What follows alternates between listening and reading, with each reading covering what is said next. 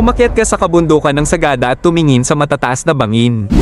Bakit ibiniti ng ating mga ninuno ang kanilang mga kabaong sa matatarik na bato imbes na ibaon sa ilalim ng lupa? Kasaysayan at kultura yan. Sa loob ng mahigit 2,000 taon, ang mga katutubong Kankanaya sa Mountain Province ay may natatanging tradisyon. Naniniwala sila na kapag mas mataas ang kinalalagyan ng kabaong, mas malapit ang pumanaw sa kanyang mga ninuno at mas mabilis itong makakamit ang kapayapaan. Pero may matinding praktikal na dahilan din ito, sa malamig at basang lupa sa ibaba, mabilis mabubulok ang kahoy at bangkay, at madali itong mabulabog ng mga mabangis na hayop. Sa matataas na cliff face na may patuloy na hangin, mananatiling tuyo at preserved ang kabaong.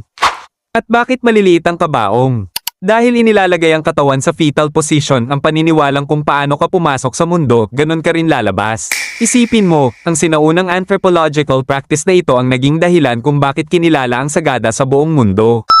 Nagpasok ito ng milyong-milyong piso sa local ecotourism at nagbigay ng kabuhayan sa buong komunidad nang hindi nasasayra ang kanilang lupang ninuno.